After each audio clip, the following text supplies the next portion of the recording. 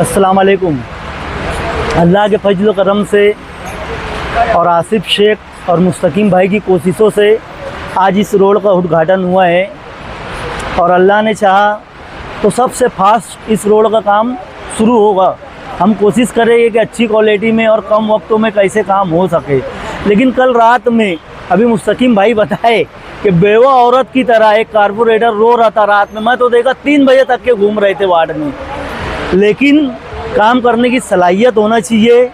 बुज़ुर्ग लोग हमेशा बोलते हैं जो जीता वही सिकंदर, वही वाली बात है। हम लोग जीते अल्हम्दुलिल्लाह, हम लोग सिकंदर है और 5 साल भी वार्ड में इंशाल्लाह सिकंदरों जैसा ही काम करेंगे।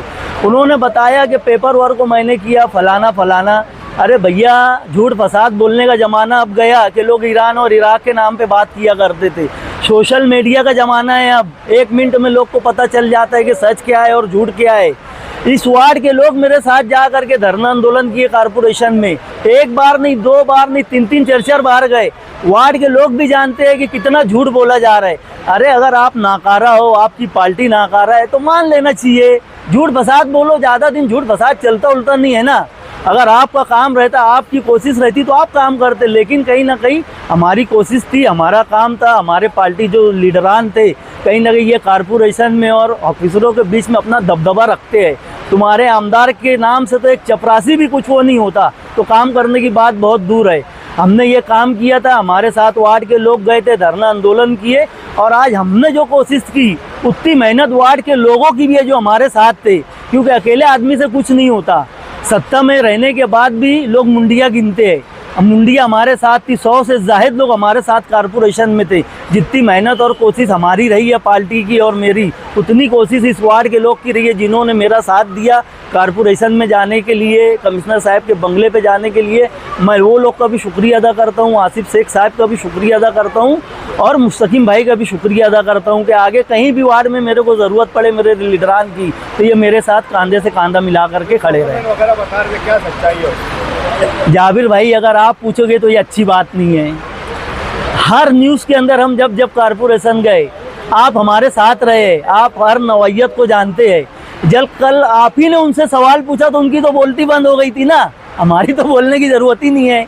जो सच है वो सच होता है ना। डॉक्यूमेंट्स तो कैसा है, ऑनलाइन है, पूरे महाराष्ट्र में कोई कहीं से भी निकाल लेता है ना। लेकिन बुजुर्गों लोग एक बात बोले, जिसकी भैंस उसकी लाठी। हमारा काम है, हमने उद्घाटन किया और इंशाल्लाह हम ही काम करेंगे। गोंडवाड़े की सड़क का भी मामला पेंडिंग पड़ा हुआ है। गोंडवाड़े का मामला ऐसा है कि कोई ठेकेदार की वजह से नहीं रुका हुआ है। अंडरग्राउंड का जो मसला है आज पूरे शहर में, अभी मुस्तकीम भाई बताए ना, पीछे मुस्तकीम भाई कमिश्नर साहब से बात किए, सिटी इंजीनियर से बात किए, वार्ड इंजीनियर से बात की है। लेकिन उनके पास जो कभी बोलते क्वांटिटी ख़त्म हो गई है, कभी बोलते हैं कि यार होली की वजह से कामगार नहीं है। लेकिन अभी पिछले दिनों मुस्तकीम भाई, खालिद हाजी और मैं सिटी इंजीनियर को बुलाए, मड़वाड़ साहब को बुलाए। उन्होंने हमको ये मंगल जो अभी आने वाला है कल का, जब तक का उन्होंने हमको टाइम दिया है कि अगर मंगल के रोज़ तक के अगर हमने चेंबर का काम नहीं किया तो आप लोग काम शुरू कर देना। अगर मंगल के रोज़ से अंडरग्राउंड का काम शिकारी चौक और गोंडवाड़े वाले रोड का नहीं हुआ तो इंशाल्लाह शनिचर के रोज़ से हम वो काम की भी शुरुआत कर देंगे इंशाल्लाह। आज वार्ड नंबर 7 में ठंडी सड़क, जिसे आमतौर पे बोला जाता है, उस रोड को बहुत पहले, इलेक्शन से पहले उसको खोदा गया काम शुरू करने के लिए। उसकी तफसील हुसैन भाई ने अभी आप लोगों के सामने रखी। लेकिन अब माजी में जाने के बजाय आज उसका इफ्तिताह हुआ है और इंशाअल्लाह हुसैन भाई की कोशिशों से हुआ है। तो 2-3 रोज़ में काम शुरू होगा और जल्द से जल्द ये काम मुकम्मल हो जाए। और इसी के साथ साथ नंदन नगर के पास से जो रोड गई है, जो खोदी गई है, वो भी वार्ड नंबर 7 हमारे ही वार्ड में है। वहाँ के लोगों को भी बहुत तकलीफ़ है, मगर अंडरग्राउंड गटर वाले के साइड चेंबर नहीं बनाने की वजह से वो काम आगे बढ़ नहीं पा रहा है। और फ़िलहाल अंडरग्राउंड गटर वाला मालेगांव शहर में उसका बिल पेंडिंग होने की वजह से वो कोई काम नहीं कर रहा। अभी आसिफ शेख साहब और हम लोगों ने एक मीटिंग उन लोगों के साथ की थी और कोशिश कर रहे हैं कि इंशाअल्लाह जल्द से जल्द वो साइड चेंबर बन के वो रोड का काम भी शुरू हो जाए। वार्ड नंबर 7 में तामीरी काम करने वाले लोग आए हैं, वो मैं हो, हुसैन अंसारी हो या अब्दुल बाकी राशन वाले हों। हम लोग इंशाअल्लाह अभी नया बजट जब आएगा 26 और 27 का, उस बजट में इस वार्ड में ज़्यादा से ज़्यादा फंड लाकर छोटा छोटा काम और इसी के साथ कुछ बड़े तामीरी काम करने की कोशिश हम तीनों मेंबरों की तरफ से रहेंगी।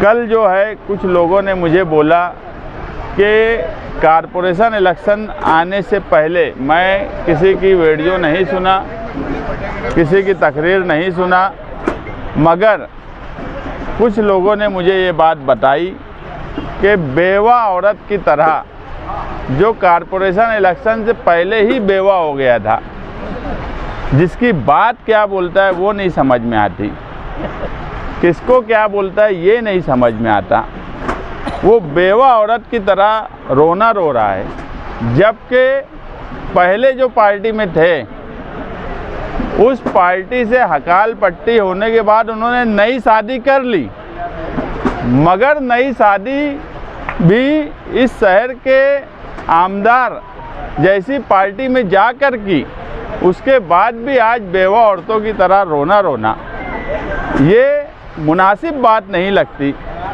समाजवादी पार्टी के नाम से रोना मैं कभी भी गलत बात बोलता नहीं।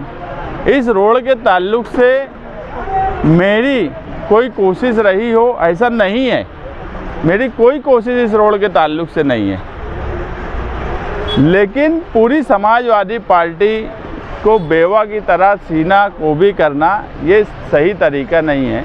जिस पार्टी में गए हो उनका आमदार है, अगर आमदार होने वाली पार्टी का कारपोरेटर बेवाओं की तरह रोता हो तो सवाल उस बेवा कारपोरेटर पर नहीं है, सवाल उस बेवा कारपोरेटर की पार्टी के आमदार पर है कि ये कैसे ताकतवर आमदार है कि उनकी पार्टी से चुन के आया हुआ कारपोरेटर वो रोना रोता है कि ये हमारा ऐसा था, हम ये करें, हम वो करें। अरे तुम्हारे आमदार हैं, तुम उनसे काम करवा लो, और अगर कुछ मसले मसाइल है तो उनके साथ बैठकर हल करो। आज भी दूसरी पार्टी का रोना एक बात तो ये सच साबित हो गई कि बेवा औरत दूसरी शादी करने के बाद भी बेवा ही है।